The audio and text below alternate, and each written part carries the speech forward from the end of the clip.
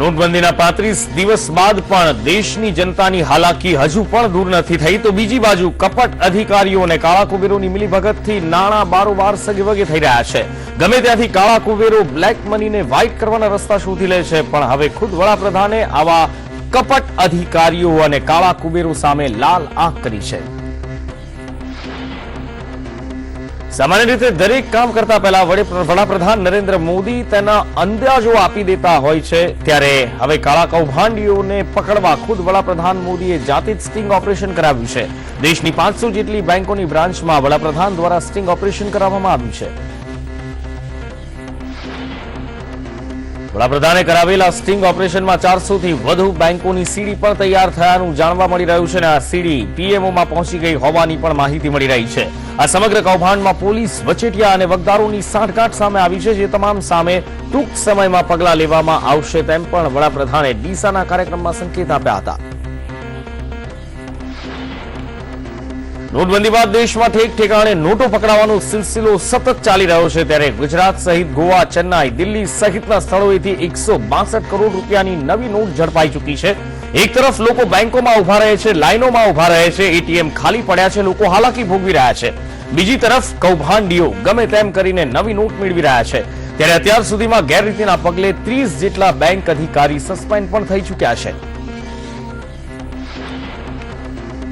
તો કાળાને ધોળા કરવામાં 2 બેંક મેનેજર પણ ઝડપાઈ ચૂક્યા છે. તો આ તરફ દેશની 6 બેંકમાં પણ શંકાના દાયરામાં છે, ત્યારે બેંકની ચાંદની ચોક એક્સિસ બેંકની શાખાના 44 ખાતામાં 100 કરોડની હેરફેર ઝડપાઈ છે.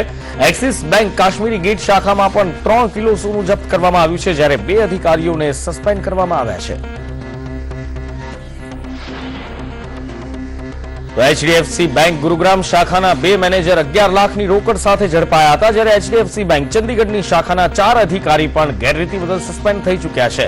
ઓરિએન્ટલ બેંક ઓફ કોમર્સના મેનેજર અને કેશિયર પણ ગેરરીતિ આચરતા ઝડપાઈ ચૂક્યા છે. આ તરફ સિન્ડિકેટ બેંક હૈદરાબાદ શાખામાં પણ 2 અધિકારીની કાળા ધોળા કરવામાં સંડોવણી સામે આવી છે. પોરબંદરના રાણાવાવ પાસેથી ગ્રામીણ બેંકનો કેશિયર કમિશન લઈને નાણાં પહોંચાડતો હોવાની પોલીસના બાતમી મળતા પોલીસના હાથે ઝડપાઈ ગયો.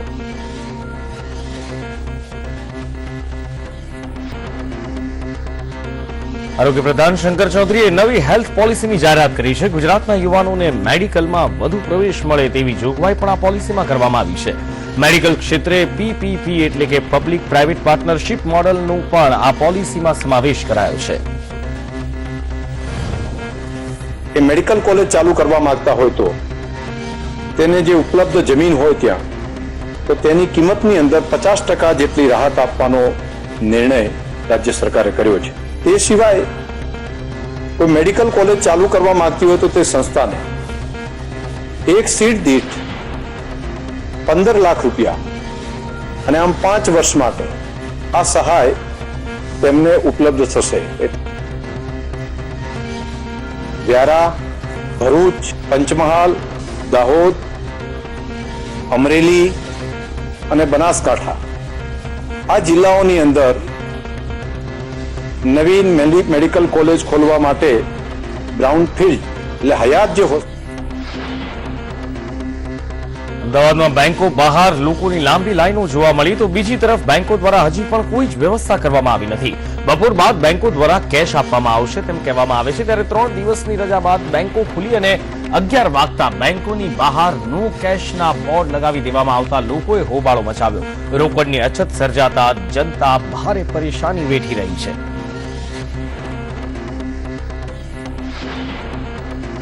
તાપી, દાહોદ, અંકલેશ્વર, કીમ, બનાસકાંઠા, અમરેલી અને પાટણ જિલ્લામાં પણ બેંકોની બહાર આ જ સ્થિતિ જોવા મળી. બેંકોની બહાર લોકોની લાંબી કતારો જોવા મળી. નાના જિલ્લાઓમાં બેંકો તેમજ એટીએમની સંખ્યા ઓછી હોવાના કારણે લોકોની હાલાકી વધુ માત્રામાં જોવા મળી રહી છે. પણ આ માટે લોકોનો રોષ કેન્દ્રના નિર્ણય સામે નહીં પણ બેંકો સામે છે. લોકોનો આક્ષેપ છે કે બેંકમાં જ પાછલા બારણે નોટો સગે વગે થઈ રહી છે. 3 દિવસની જાહેર રજા બાદ બેંકો ખુલતા જ કેશ ઉપલબ્ધ ન હોવાના પાટિયા બેંકની બહાર જોવા મળ્યા. નોટબંધીના સતત 35મા દિવસે પણ નાગરિકોએ રૂપિયા ઉપાડવા માટે બેંકોની બહાર લાઈન લગાવી, પણ બેંકોએ રૂપિયા ન હોવાના બોર્ડ લગાવતા લોકોમાં રોષ જોવા મળ્યો. આરબીઆઈ દ્વારા સાપ્તાહિક 24,000 રૂપિયાની લિમિટ આપવામાં આવી હોવા છતાં પણ બેંકો દ્વારા રૂપિયા આપવામાં ન આવતા હોવાની ફરિયાદો ઉઠી છે.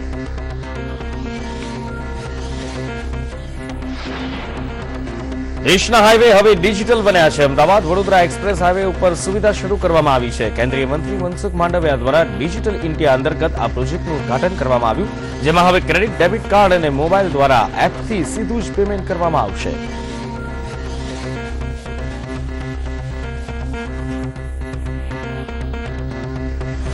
ડિજિટલ કરન્સી તરફ આગળ વધે, જેના ભાગરૂપે મારા નેશનલ હાઈવે વિભાગ દ્વારા સમગ્ર દેશની અંદર કુલ 367 ટોલ પ્લાઝા છે.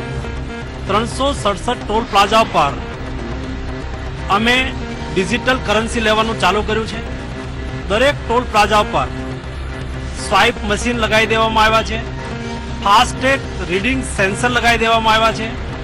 ફાસ્ટેગ રીડિંગ સેન્સર માટેની ચિપ્સનું વેચાણ પણ આ સ્થળ ઉપરથી જ કરવામાં આવે છે. જે લોકો ફાસ્ટેગ અમારા ટોલ બૂથ પરથી ખરીદે અને 10% કન્સેશન પણ આપવાનું આયોજન કરવામાં આવ્યું છે. કોઈ મુસાફરને કોઈ પ્રકારની અસુવિધા ન થાય એના માટે જૂની 500ની નોટ પણ ફાસ્ટેગની અંદર ચલાવવામાં આવે એ પ્રકારની પણ વ્યવસ્થા કરવામાં આવી છે. ઈ વોલેટના માધ્યમથી પણ ટોલ ચાર્જ ભરી શકાય છે. બીજી તરફ અમદાવાદના પાન પાર્લર પણ હવે ડિજિટલ ઇન્ડિયાની દોડમાં સામેલ થઈને વડાપ્રધાનને પૂરેપૂરો સહયોગ આપી રહ્યા છે. તેવામાં પણ નોટબંધી બાદ કેશલેસ સિસ્ટમમાં પણ વધારો થયો છે. શહેરના એક પાન પાર્લરમાંથી લોકો બિસ્કિટ, ચોકલેટ જેવી વસ્તુઓ પણ પેટીએમથી પેમેન્ટ કરી ખરીદી રહ્યા છે.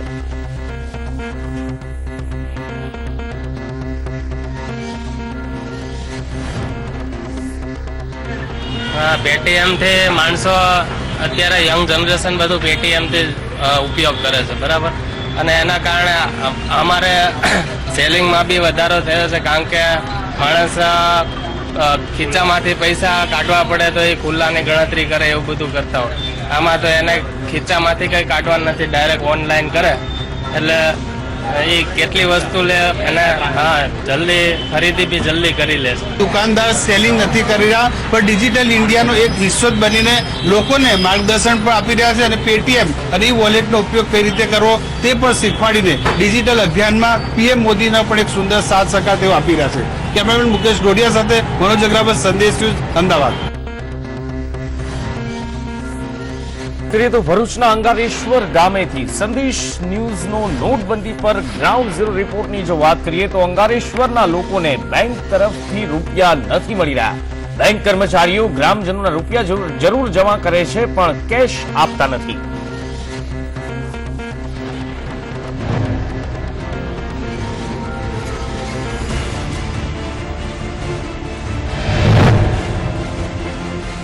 નોટબંધીના કારણે ગામડાઓમાં કઈ પ્રકારની તકલીફ પડી રહી છે તે જાણવા માટે સંદેશ ન્યૂઝની ટીમ ગામડે ગામડે ફરી રહી છે. હાલમાં આપણે ભરૂચ તાલુકાના અંગારેશ્વર ગામ ખાતે રહીએ છીએ. તો તે દેના બેંક નિકોડા દરરોજ 10 લાખ રૂપિયા આપે છે, પણ ખેડૂતોને 5 લાખ રૂપિયા આપે ને બીજા 5 લાખ રૂપિયા છે તે અમુક માણસોને જે મોટા ખાતેદારો છે તેને આપી દે છે. અરે હું તો દરરોજ 2-4 વખત સુધીને 2-4 દિવસ 5 દિવસ સુધી જો, પણ મારા પૈસા છે તે ખાતામાં જમા કરી દીધા કે તમને પૈસા નહીં મળે. ખૂબ મેં તકરાર કરી, પણ એ લોકો મહિનાના અત્યાર આજ દિન સુધી પણ મને પૈસા આવેલા નથી. હવે દેના બેંકમાં જ્યારે જમા કરવા ગયા જમા લઈ લે, પણ જો જોતા હોય તો આપવામાં આપતા નથી. અને 2 કિલોમીટર ચાલતા 2 કિલોમીટર ચાલતા આવીએ તોય આ લોકોને એવું ના થાય કે ચાલતા આવ્યા છે તો એમને કોઈ ચાન્સ આપી દેવો જોઈએ. હું તકલીફ એટલે ધક્કા ખાઈ વ્યક્તો ધંધો છોડીને ત્યાં જવાનું અને પાછું આવવાનું અને લાઈનમાં ઉભા રહી નથી.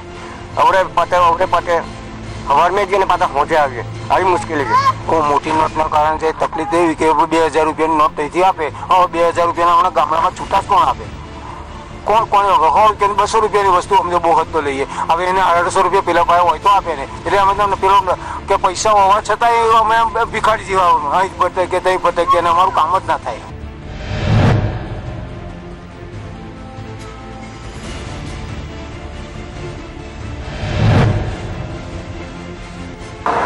નોટબંધીના નિર્ણયને 1 મહિના ઉપરાંતનો સમય થવા આવ્યો છે, પરંતુ મુશ્કેલીઓ છે જે દૂર થવાનું નામ જ નથી લેતી. 3 દિવસની રજાઓના સમયમાં બેંકો બંધ હતી, જેથી કરીને લોકોએ ભારે હાલાકીનો સામનો કરવો પડ્યો છે. આજે સંદેશની ટીમ પહોંચી છે ભરૂચ તાલુકાના શુક્લતીર્થ ગામમાં. શુક્લતીર્થ ગામ એ 15,000થી વધુની વસ્તી ધરાવતું ગામ છે. ગામમાં 2 બેંકો આવેલી છે અને એક એટીએમ આવેલું છે. ત્યારે આ ગામના જ લોકોને પૂછીએ કે તેઓએ કેવી હાલાકીનો સામનો કરવો પડી રહ્યો છે.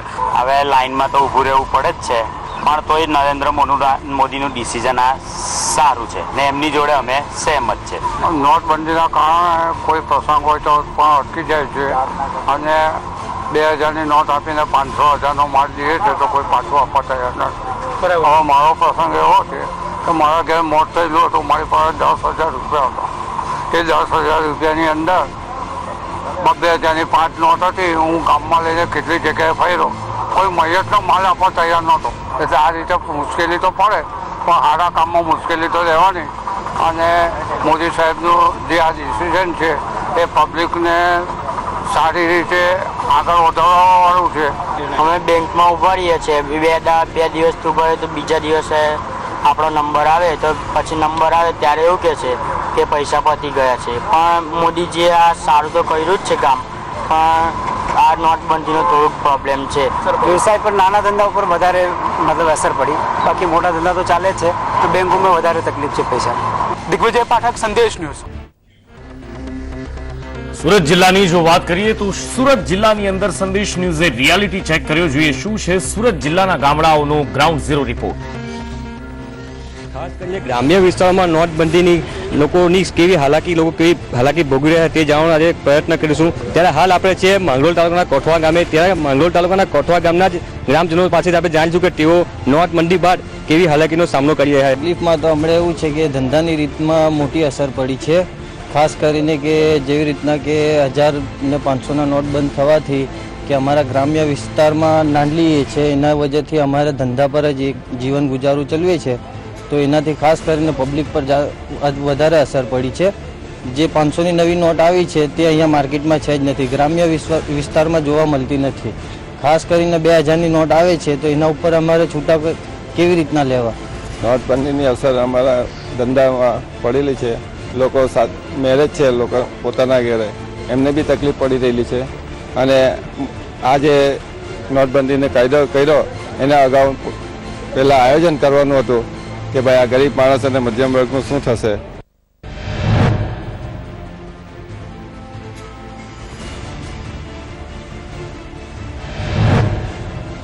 આ કાળું નાણું માટેની જે સરકારની જે લડાઈ છે એ કાળું નાણું લડવા માટેની આપણે સંમતિ છે ને સારો નિર્ણય છે કાળું નાણું લડવા માટેનો. પણ જે આ નિર્ણયની પાછળનો જે ધ્યેય એ લોકોનો હતો તે ધ્યેય અત્યારે પૂર્ણ થતો લાગતો નથી સમય જતાં. કારણ કે કાળું નાણું જેની પાસે છે તે તો નીકળતું જ નથી, તેની પર તો કોઈ એક્શન લેવાતા જ નથી. આ તો ચોરી કરી તેને સાબિતી નથી આપવાની કે મેં ચોરી કરી, પણ નથી જેણે ચોરી કરી તેને સાબિતી આપવા જવું પડે કે હું ચોર નથી. હું દૂધ મંડળીની અંદર દૂધ ભરું છું, પણ મને દૂધના પૈસા મળતા નથી. આજે 2 મહિનાથી અમારે દૂધના પૈસા આવતા નથી. અને અમારે જે ગાય લેવાની છે તે બેંકવાળા પૈસા નથી હાલતા, બેંકમાં અમારા જમા છે પૈસાથી. તો અમારે હવે કેવી રીતના અમારા છોકરાને દૂધો કેવી રીતના પાવું પડે, વેચાતું લાવવાનું હોય તે ઉપર પૈસા નહીં મળે. તો અમે કેવી રીતના અમે હવે પોયરાઈને દૂધો પાઈએ, ઉકાળો પાઈને પોયરાઈને અમારે રાજી કરવા પડતા છે. નોટબંધીના નિર્ણયને એક રીતે આવકારીએ છીએ, પણ